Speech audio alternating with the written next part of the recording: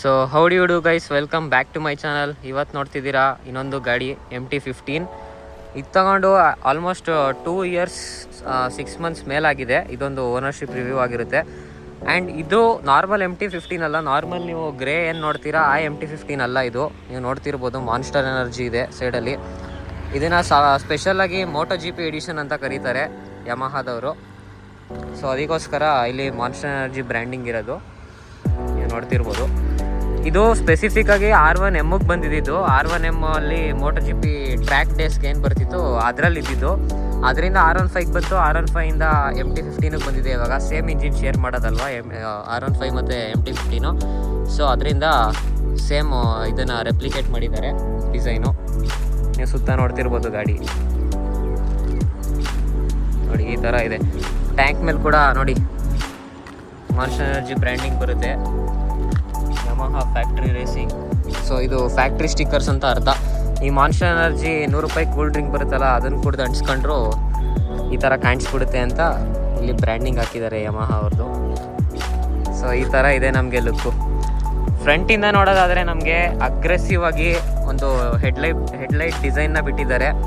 2 DRLs ನೋಡ್ತಿರ್ಬೋದು ನೀವು, day time running ಲ್ಯಾಂಪ್ಸ್ನ. ಅದು ಕಣ್ ಥರ ರೆಪ್ಲಿಕೇಟ್ ಆಗ್ತಿದೆ. ಮತ್ತು ಇದು ಬಾಯ್ ಥರ. ಹೆಡ್ಲೈಟ್ ಬಂದು ಪ್ರೊಜೆಕ್ಟರ್ ಹೆಡ್ಲೈಟ್ಸು. ಥ್ರೋ ಮಾತ್ರ ಸಗದಾಗಿ ಬರುತ್ತೆ. ಪ್ರೊಜೆಕ್ಟರ್ ಅಂದರೆ ನಿಮ್ಗೆ ಗೊತ್ತೇ ಇರುತ್ತೆ. ಆ್ಯಂಡ್ DRL ಮಾತ್ರ ಬೇರೆ ಕಲರ್ ಹಾಕ್ಸಿದ್ರೆ, ತುಂಬ ಮಾಡಿಫಿಕೇಷನ್ಸ್ ಎಲ್ಲ ಮಾಡಿಸ್ತಾರಲ್ಲ, ಬೇರೆ ಕಲರ್ ಮಾಡಿಸಿದ್ರೆ ತುಂಬ ಅಗ್ರೆಸಿವ್ ಆಗಿ ಕಾಣುತ್ತೆ. ಇನ್ನು ಸೈಡ್ ಪ್ರೊಫೈಲ್ ಚೆಕ್ ಮಾಡಿ. ನೇಕಡ್ ಕ್ಯಾಟಗರಿಲಿ ಇಷ್ಟು ಅಗ್ರೆಸಿವ್ ಯಾವುದೂ ಬರಲ್ಲ. ಅಂದರೆ ಈ ಸೆಗ್ಮೆಂಟಲ್ಲಿ 155cc ಸೆಗ್ಮೆಂಟಲ್ಲಿ ಇಷ್ಟು ಅಗ್ರೆಸಿವ್ ಆಗಿರೋ ನೇಕೆಡ್ ಸ್ಪೋರ್ಟ್ಸು ಯಾವುದೂ ಇಲ್ಲ ಸದ್ಯಕ್ಕೆ. ಆ್ಯಂಡ್ ಏಸ್ಥೆಟಿಕ್ಸ್ ಮ್ಯಾಚ್ ಮಾಡೋಕ್ಕೆ ಇದರಲ್ಲಿ golden colours upside down suspensions ಬರುತ್ತೆ. ಆ್ಯಂಡ್ ಇದು ಯಮಹಾ ಅವ್ರದ್ದೇ ಸ್ಟಾಕು.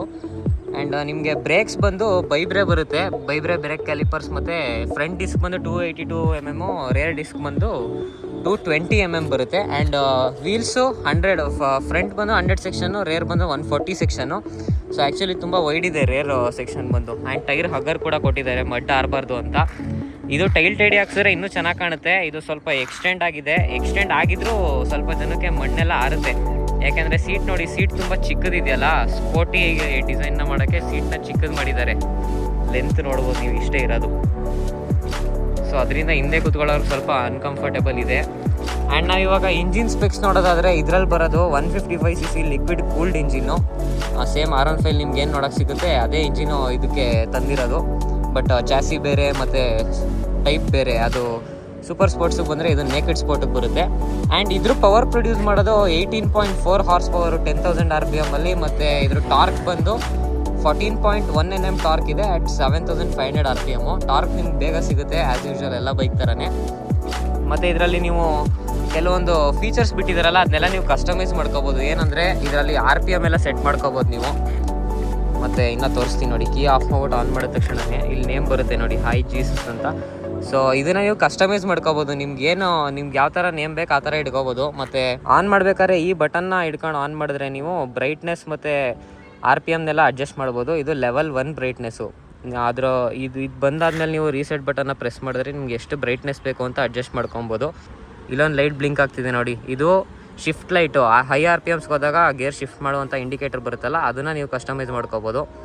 ನೋಡಿ, ಇದು ಲೇಟಾಗಿ ಬ್ಲಿಂಕ್ ಆಗ್ತಿದೆ, ಇದು ಸ್ವಲ್ಪ ಬೇಗ ಬರ್ತಿದೆ, ಇದು ಇನ್ನೂ ಬೇಗ ಬರ್ತಿದೆ. ಆ ಥರ ನೀವು ಇದನ್ನು ಸೆಟ್ ಮಾಡ್ಕೋಬೋದು.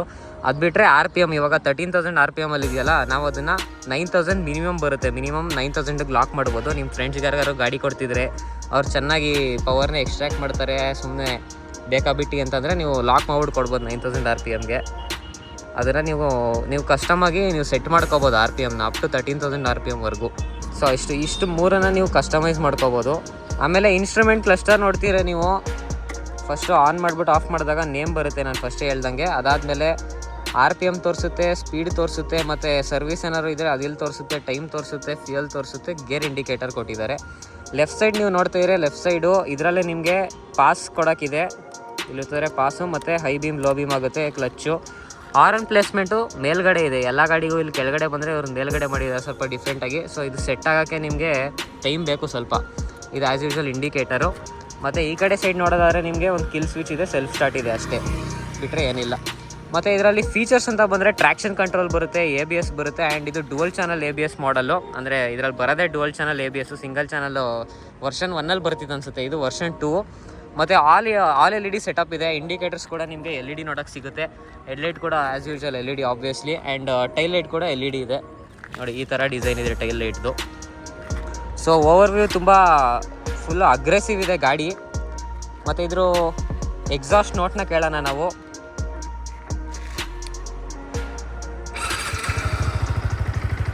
ಇದು ಐಡಲಲ್ಲಿ ಈ ಥರ ಸೌಂಡ್ ಕೇಳಿಸುತ್ತೆ ನಿಮಗೆ MT-15.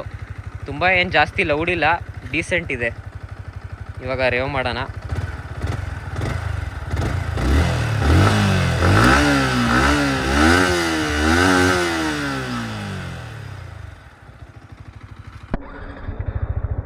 ಸೊ ಗೈಸ್, ಇವಾಗ ನಾವು ರೈಡ್ ಮಾಡೋಣ ಗಾಡಿನ.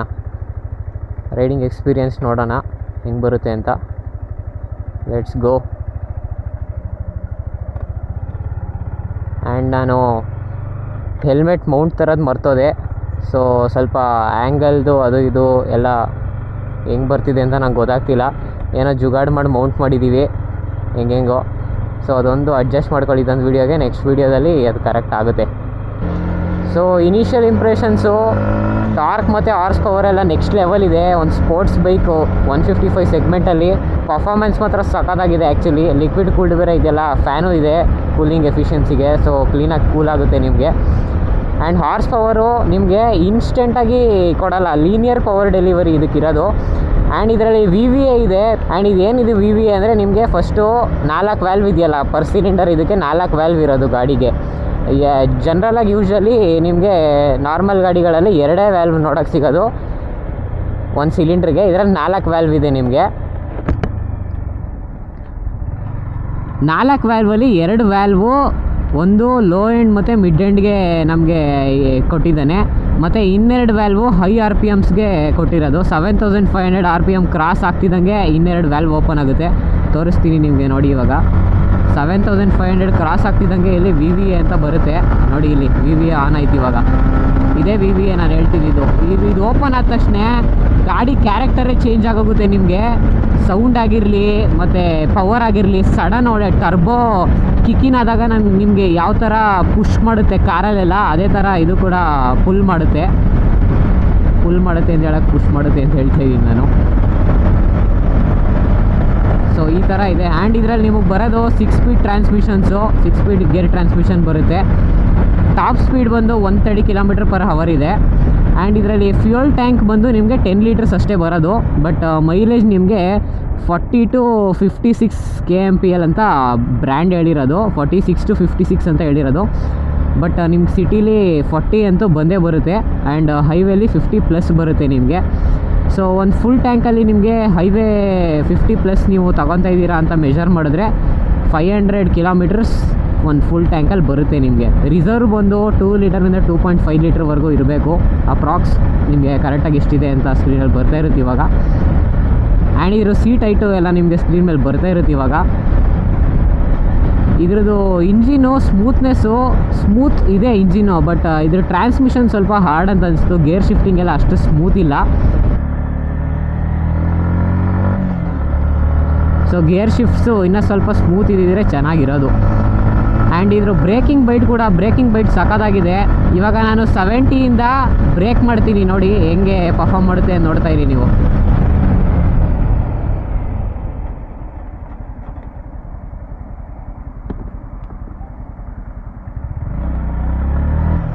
ನೋಡಿ ಬ್ರೇಕ್ಸು ಚೆನ್ನಾಗಿದೆ, ಬ್ರೇಕಿಂಗ್ ಬೈಟು. ಆ್ಯಂಡ್ ಇದರಲ್ಲಿ ಆಕ್ಸಿಯಲ್ ಬ್ರೇಕಿಂಗ್ ಬರೋದು, ರೇಡಿಯಲ್ ಬ್ರೇಕಿಂಗ್ ಆಬ್ವಿಯಸ್ಲಿ ನಿಮ್ಗೆ ಈ ಪ್ರೈಸಲ್ಲಿ ನೋಡೋಕ್ಕೆ ಸಿಗೋಲ್ಲ. ಪ್ರೀಮಿಯಂ ಬೈಕ್ಸ್ಗಷ್ಟೇ ಇದು ಬರೋದು. ಈ ಗಾಡಿದು ಓನರ್ ಹತ್ರ ಮಾತಾಡೋಣ ನಾವು. ಇವರೇ ಈ ಗಾಡಿ ಓನರು, ಡೆರಿಕ್ ಖುಷಿ ಅಂತ ಇವ್ರ ಹೆಸರು, son of Jesus.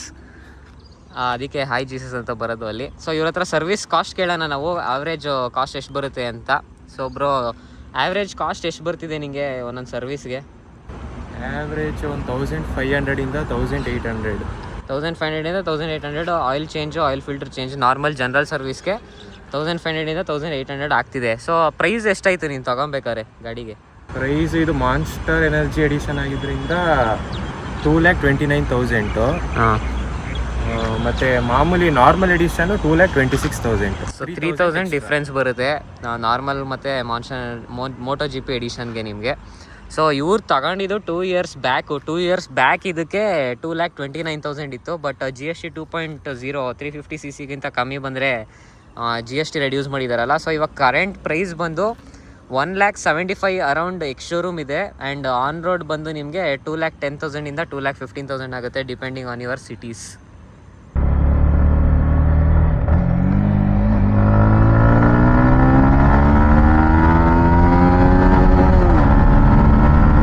$12,000 red line ಇದ್ರದ್ದು.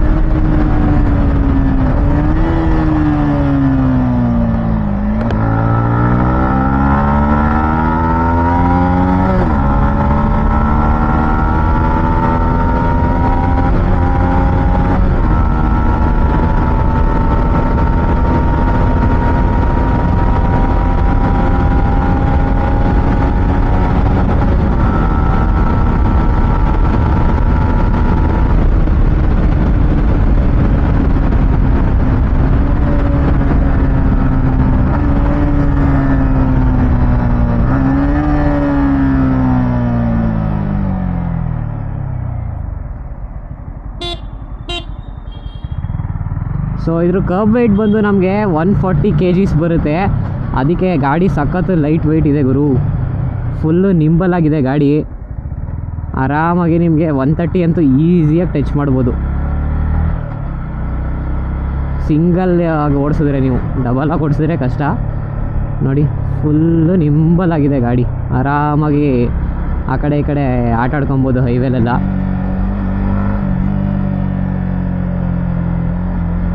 ಇದ್ರ ಸೌಂಡ್ ಆ್ಯಕ್ಚುಲಿ ಸಕ್ಕತ್ತಾಗಿದೆ. 7,000 ಆದಮೇಲೆ VVA ಕಿಕ್ಕಿನಾದಾಗಂತೂ ಕ್ಯಾರೆಕ್ಟರ್ ಚೇಂಜ್ ಆಗುತ್ತಲ್ಲ ಗಾಡಿದು. ಸೊ ಅವಾಗ ಸೌಂಡು ನೆಕ್ಸ್ಟ್ ಲೆವೆಲ್ ಬರುತ್ತೆ ಸ್ಟಾಕ್ ಎಕ್ಸಾಸ್ಟಲ್ಲೇ. ಸೊ ಇಷ್ಟೇ ಗೈಸ್ ಈ ವಿಡಿಯೋ ಇಷ್ಟ ಆಗಿದ್ರೆ ಲೈಕ್ ಮಾಡಿ, ಚಾನಲ್ಗೆ ಸಬ್ಸ್ಕ್ರೈಬ್ ಮಾಡೋದು ಮರಿಬೇಡಿ. ಸಿಗೋಣ ಮತ್ತೆ ಒಂದು ಇಂಟ್ರೆಸ್ಟಿಂಗ್ ಬೈಕ್ ಜೊತೆ ನೆಕ್ಸ್ಟ್ ವೀಡಿಯೋಲಿ.